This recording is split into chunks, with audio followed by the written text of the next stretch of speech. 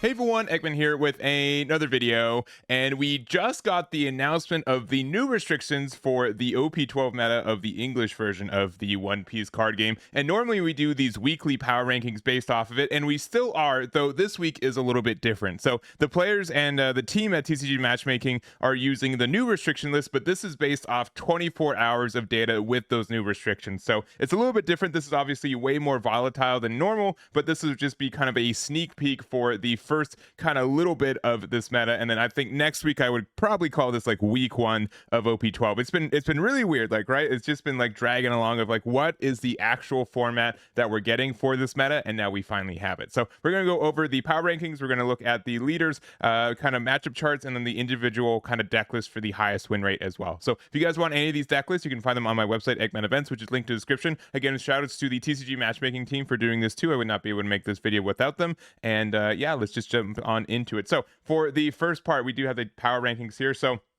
generally, this is kind of a function based off like not only their win rate, but also how many people are playing it, that kind of thing. But with this just being such a quick 24-hour snapshot, this is just a kind of chart of the most played leaders based off their win rate too. So this is not like just strictly, we'll see Sakazuki at the bottom here with a 41% win rate. I think that's actually pretty normal for a deck like Sakazuki, where it will be, a deck that's going to go through a lot of iterations, right? It's going to have to play catch up for, being gone for like a year. And so, even though the win rate is low, I know a lot of people are looking forward to seeing that. So other than that, these are just the other 9 leaders that were just the top based on how many matches they were in for this format. So based off that in win rate, we see that Bonnie, Zoro, Blue Purple Luffy, Shanks, the Marshall D. Teach, Silver Israeli, Green Purple Luffy, Kuzan, and Anel are all being played pretty heavily right now too. I think the least played leader is the Blue and Purple Luffy at only at 1.5 K matches, but that's still pretty high. Bonnie's still at 2,000 matches too. A lot of people playing Zoro, a lot of people playing Sakazuki,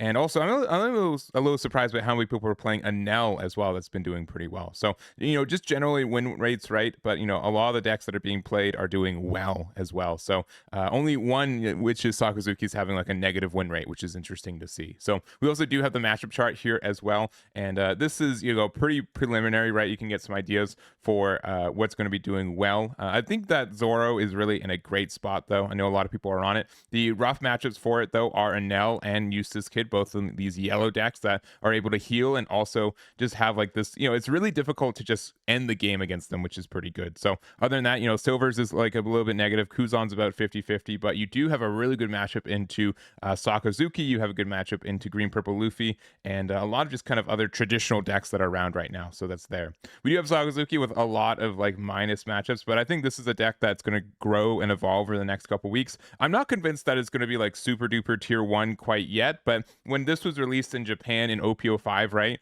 Sakazuki was not immediately the best deck in the format when it first hit the scene, right? So it took some time to develop. It hit the scene in North America, since we saw what they were doing in Japan. It was immediately good, but it's going to take a while to find what builds exist for this one as well. So we also have Kuzan, which has been, I think, kind of surprising by a win rate. Like the fact that you don't have any matchups that are like truly losable, right? A lot of your matchups are 50-50. That does mean that it doesn't have anything that's like truly good for us, right? So Zoro's only like a little bit positive, right? And now we're super positive, but like in general, we don't have like any like super good or super bad matchups outside of maybe like the Teach. So that's something that's there.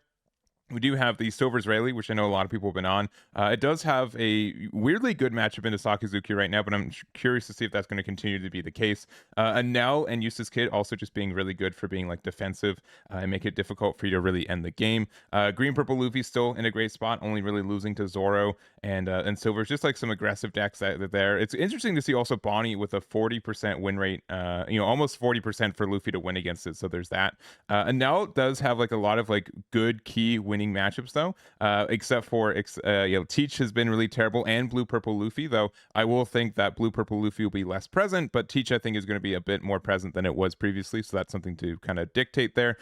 Shanks is kind of like the original 50-50 matchup, is really good. This was really just shoved out of the meta because of how bad it was into the Blue Purple Luffy matchup into like OP11. So with that assumedly at least a little bit less popular, it'd be crazy if Luffy lost cards and was more popular in into this meta. I do think that that could be a bit of a foothold for Shanks, especially since it got some new tools.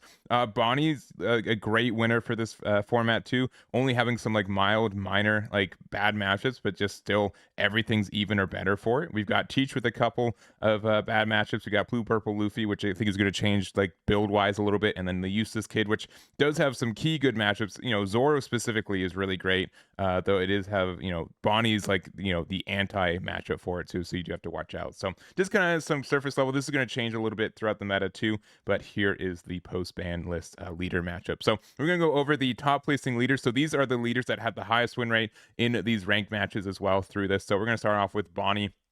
We've been talking about Bonnie quite a bit. We did get a good amount of support cards in this deck, specifically the Secret of Bonnie. I think this is just a really great card for the deck. Not only is it searchable, being able to get a draw 2, trash 1, being able to get like the 1 Dawn active afterwards for your leader effect. This is just a superb card for this deck. So really helpful for not this deck and a lot of others. We also do have the Dracula Mihawk.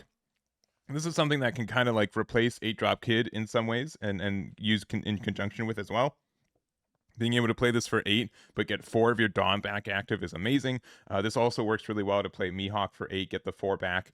So if you're at 9, then you can play the Bonnie afterwards. You get 2 blockers, you get a draw 2, trash 1, and then you still get the Dawn up afterwards to be able to use your leader effect. Carrot, I think, is really relevant in this meta. I think that Cavendish is really relevant in this meta. I also think that we do have the 1 8-drop Kid as well, but I think Mihawk generally takes the case. And then also Doflamingo, being able to prevent your opponent's Zoro leader from attacking can win games in that matchup, I find as well. So this is kind of a build for Bonnie. I think that's a safe build right now at the beginning of this meta, and it's going to be interesting to see how it does throughout it as well. We also do have Zoro, which I would say is more of an aggressive leader in this. This is a more unusual build as well. I will say that this is not a typical Zoro build, so I do kind of want to feature it. It is a Fishman kind of build where we have ways to there's such a weird cross of Fishman and slash characters that you get to use. For example, the Hachan, which is just a 2K that we're able to find. We have the Karamatsu as well as just a Fishman that's a slash character, which means also we have the Vanderdecken being able to use this card to just KO any rested character, which is huge for just a 2 Dawn investment. So I think that's a cool card that people are trying out.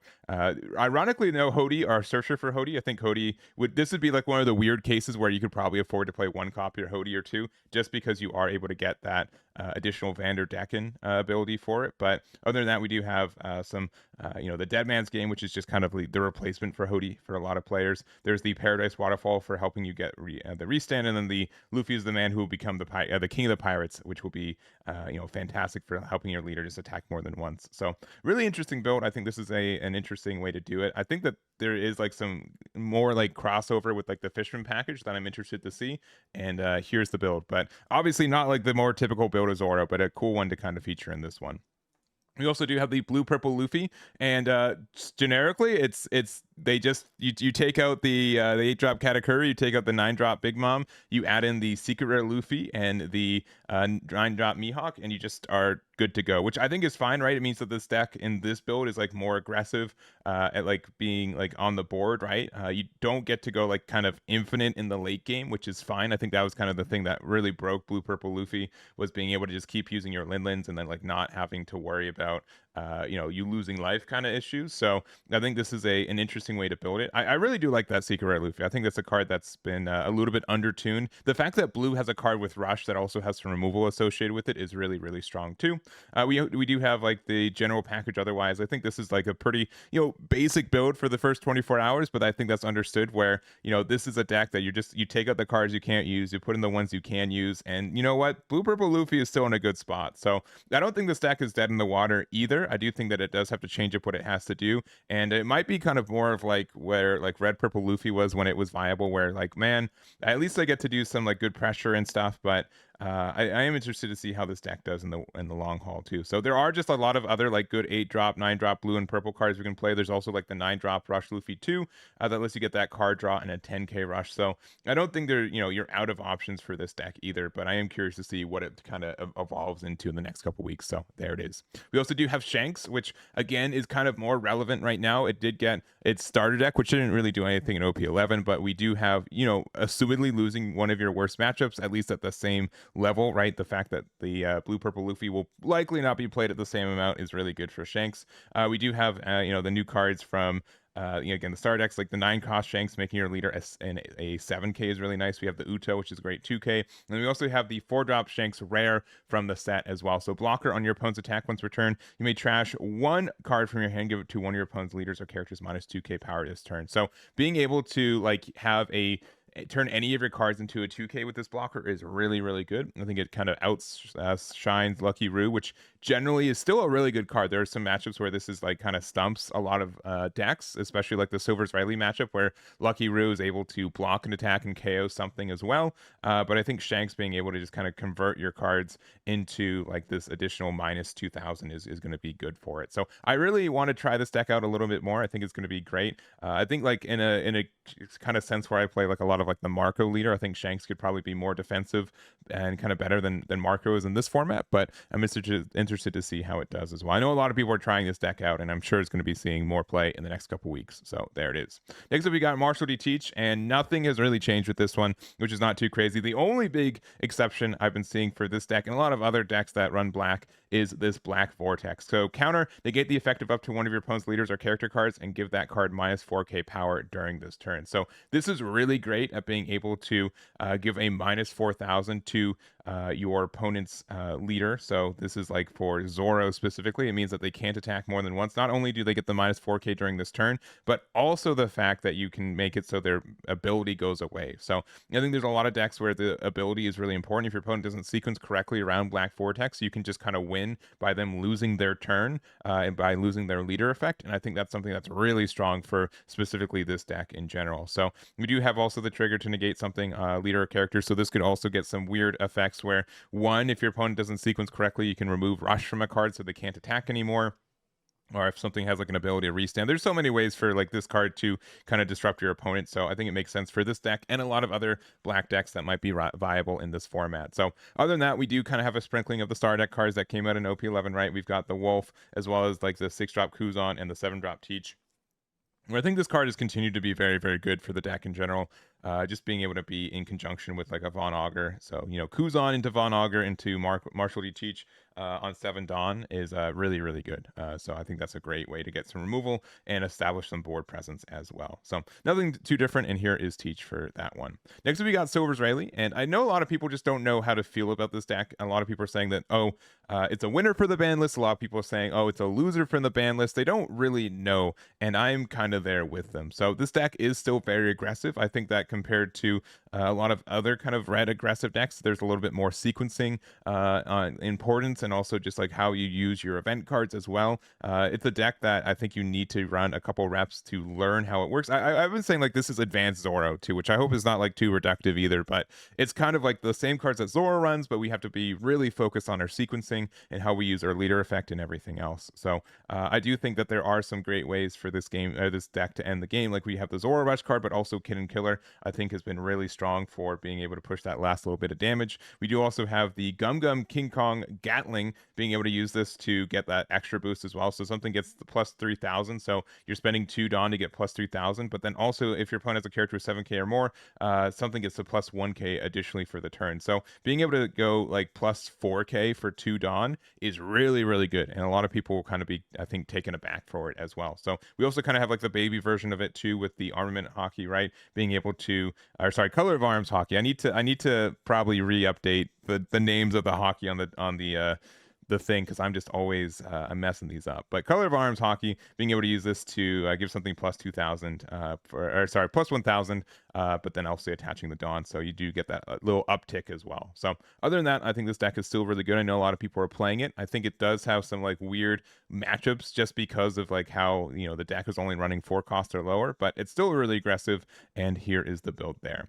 Next up, we got Green Purple Luffy, and this is again like a more interesting build of the deck that I haven't really seen before, and it's really focusing on the like 9-drop Zoro, a card that we can run for this deck, right? And still get our leader effect, something that I've never really seen in this deck before, but is really interesting. And then we are just playing like a good amount of like our 2Ks, our grab cards. We have the Sanji putting no copies of Luffy Taro, and then we are playing 4 copies of the Demonic or 9-sword style Oster Deadbands game. So that being able to like set up Zoro for 9 mind, and then being able to say, you know what, I'm going to just use this to any blockers or anything you had in mind, and then I'm just going to hit you with Zora a couple of times. Like, that's just like a really good end game. It might be like a little bit greedy for this format. I have not seen this build really before, but it's a really interesting one, and I'm sure it's going to get some new usage. I'm not sure if it's going to be better than, I would say, the more traditional builds that we've been seeing from Green Purple Luffy, but here it is there. Next up, we got Blue Kuzan, and this is a deck that I've been actually really enjoying playing in the last little bit. I did play it in Wednesday Night One Piece, and I'll probably be doing a live stream, I think today, as this video comes out as well. But it's just a great deck for being able to get a lot of removal in a lot of cases. Like, it has like a lot of card advantage, and the ability to play Monkey D. Garp into Kuzan, Sakazuki. I think Jozu gets a lot of value in this format right now too, which is really great. And it's been really fun to, again, test this deck to see what it's really like. So the ability to also just get like an infinite amount of cycle, I think, is good. You're kind of like not outshined, but like the Kuzan, I think, is a little bit less popular because we also got Sakazuki, another blue navy card, back into rotation. But I think the way that these two decks play are completely different, and that's really cool to see. I think the only card that we both play is probably like Dashigi and maybe the Jozu, but there's a lot going on for this deck as well. So I'm going to be playing a little bit more of this, but I think Kuzan's in a pretty good spot right now, and I've been really enjoying playing it. Next up, we got Anel, and Anel has a couple ways to play it. I think this is like more of a quote-unquote standard way to play Anel, but there is also, I think, a way to play the deck when you're a little bit more aggressive, or like the long game with like the 4-drop Kuzan, being able to get rid of 3 costs into life and like really stall out opponents. The fact that we have another card that heals, so we have Kuma, we have Katakuri, we've got Yamato, we've got Ace, we've got Anel. We just don't have any shortage of like late game cards that have removal or have healing. The fact that this all card is also just a 1k counter is amazing in a lot of ways. So your opponent will never really want to KO this either, because it's going to give them a life back. And yeah, what a really good kind of like top end for a deck like this one. So I would say like the ratios are pretty basic, right? 4s of everything, 2 copies of the new Sabo. Being able to make this a blocker and then also draw 2, trash 1 by taking life is good too. So I think probably a little bit better like the Sanji blocker as is, though it is like a little bit more it's like a little bit worse late game, but really good early game. So I do think that helps out. But other than that, we play a bunch of 2Ks. We play Kikonojo, Gidatsu, and then we just have all these additional cards. So I think this deck is in a really good spot, and now it's going to be probably a little bit more annoying than usual. And here is the build there. And then lastly, we got Sakazuki. And again, this is a deck that I think is going to go through a lot of iterations during the next couple weeks. This is not the only way to build it, and there will be different builds too. I've been doing some testing on a live stream as well. I played like a little bit more of like a low to the ground, like kind of tempo aggressive edged kind of deck for it. This is more, I would say, like late game too. My biggest issue with this deck, I know a lot of people say that 10-drop Kuzan can work really well, or like 7-drop Jack. I know, which I think Jack is like a fine card for this deck.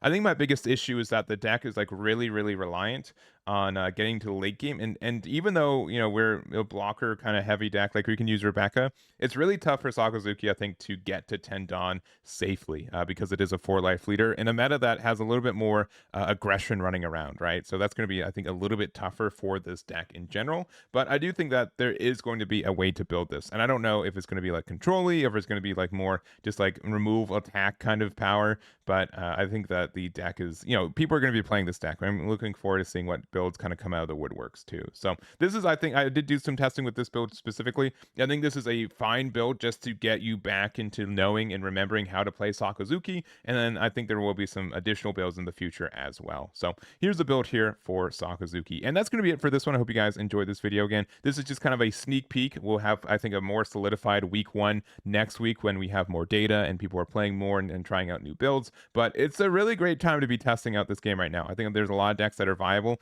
I think 10 is not really even enough to really go over all the potential leaders that are viable right now too. And I'm looking forward to seeing what the power rankings are going to look like next week. So that's going to be it for me. Thank you guys so much for watching, and I'll catch you all next time. Damn it. Damn